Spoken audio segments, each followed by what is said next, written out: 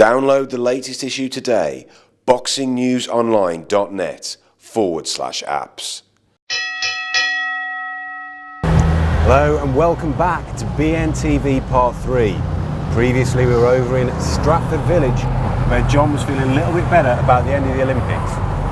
Now we've taken in a beer. We're looking back on everything. So John, we've spoke about Anthony Joshua, we've spoke about the medalists. Okay, let's move on from the GB team and the Val Barker Trophy. Now, I was looking on Twitter on Sunday and there was a few people that didn't agree that Sapiev should have got that trophy. I mean, what was your take on that? Because you were involved in the voting process for that, weren't you? I was. They were crazy enough to let this guy vote for the Val Barker Trophy. I vote for Ronnie Iglesias, the Cuban light welterweight. I mean, he was brilliant all the way through. You know, he had some real quality contests and beat some really good boxers. You know, he had a great one against Everton Lopez, the Brazilian world champion. And he made, like, Barinchik was kind of the Ukraine's fearsome 64 kilos boxer. And Iglesias just slowly, you know, took him apart a little bit, turned the power on, sent him going backwards, and he's a real tough nut, Barinchik. It was a superb performance.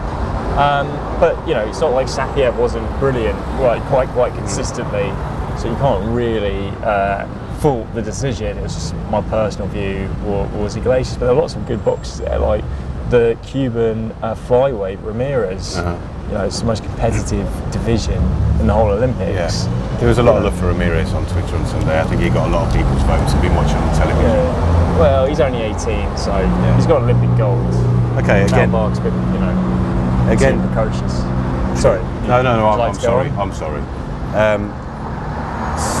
Speaking of people that were not in the British team, and kind of if you had to pick one that would turn professional tomorrow and would be a professional star, just pick one. Who would that be? Not a British boxer. Not a British guy. Not a British guy. I mean, Lomachenko's the man. He kind of beat everyone just convincingly. The reason we weren't talking about him for the Val Barker Trophy is because he didn't box that well. I mean, it's not that he didn't box that well in the tournament. He didn't need to box well, but you know, he's a superb fighter. So you got to see him. You know, he's got a real aura about him as well. Yeah. So he's the pound-for-pound best amateur boxer around. Still is. So really. I mean, if Lomachenko was to go down that path, I mean, somebody like Rigondeaux, who turned professional and he was world champion or interim world champion within, I think, less than 10 fights. Do you think that would be possible for someone like Lomachenko to rule the professional world so quickly? Well, I mean, there's so many titles in pro boxing. If you really wanted to engineer one promptly for Lomachenko, I'm sure you could. Rigondeaux was older, so he needed to move fast. I mean, Lomachenko's won the Olympics twice, but he's still relatively young. So I don't think there'll be that pressure to move him so fast. Hard to say, but he wasn't kind of hitting as hard as we've perhaps seen him punch in previous competitions in this Olympics. I'm not sure why that was. That's just kind of the feeling I had. But he's got all the ingredients he needs to be successful quickly. Do you want to take a sip of your beer? No. No? I'm going to. It's a prop, mate. It's actually tea. Right, okay. I mean, we'll talk more about Team GB shortly. You had some pretty special times in there. You could see from the tweets and how much you enjoyed it, how pretty much close to death you've been since it's finished. We've all been on suicide watch for you in the office. I mean, what was your favourite moment? I know those when you saw some of the people you've been fairly close to on the podium were your favourite moments, but in terms of your favourite fights and things that were not related to Team GB so much.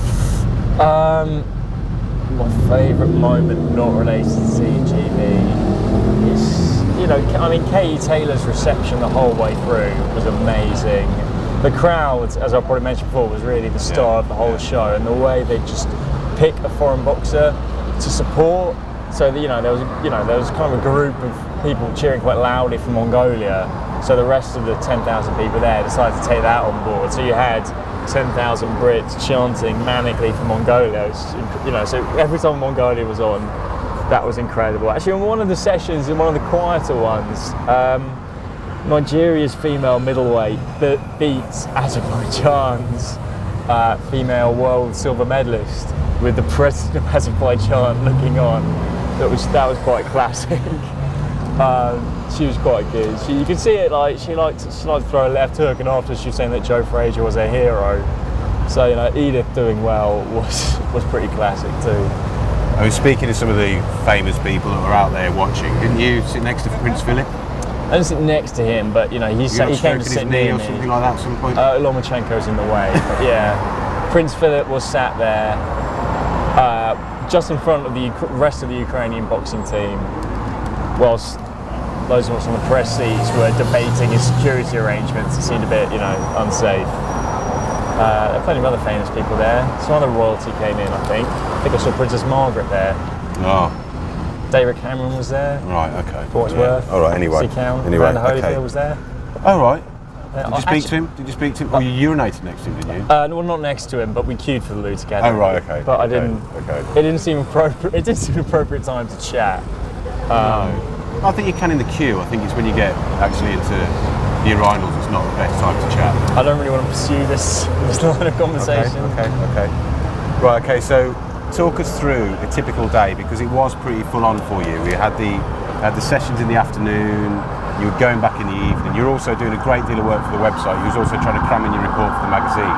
So just talk us through a typical day. What sort of time are you getting up to start off with? I don't really know. I was getting back pretty. The sessions would go on quite late at night, and then it takes forever to get home. Just getting back pretty late. As soon as I wake up, I'd get back over there. But it was. I mean, it's not that exciting. Got on the bus, went there. Well, you've made us believe it was exciting. Yeah. Well. I don't know. Read my video diary on the Boxing News website. Video diary, yeah. Watch John's video diary on boxingnewsonline.net.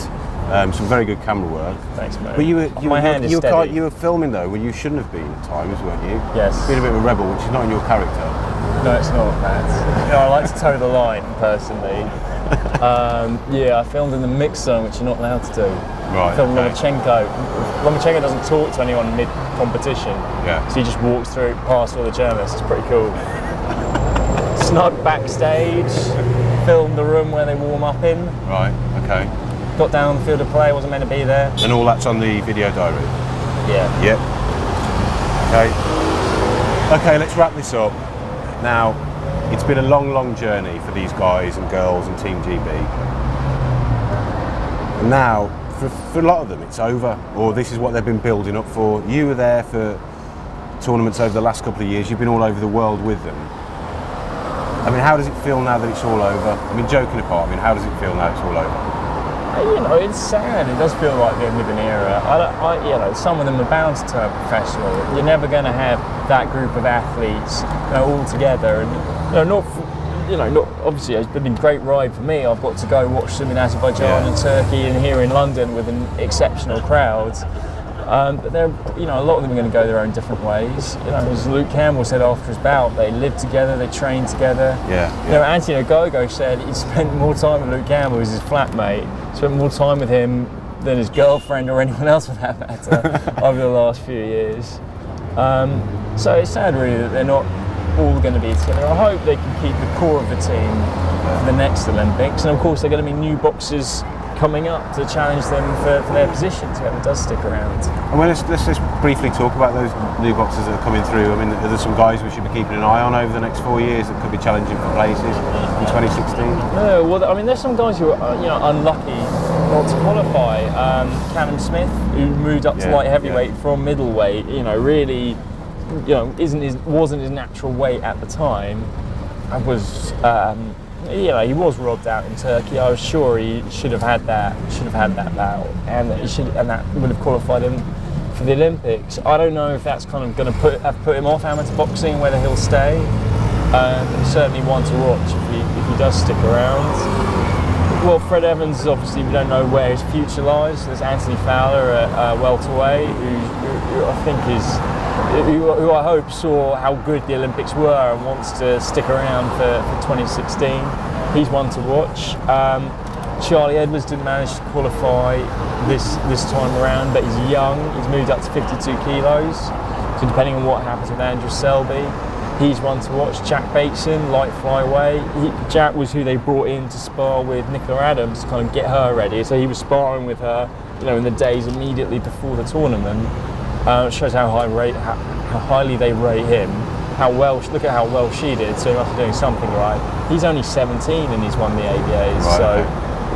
He's got the right style for international boxing as well. I've seen him develop a bit of power, but he's one to watch as well.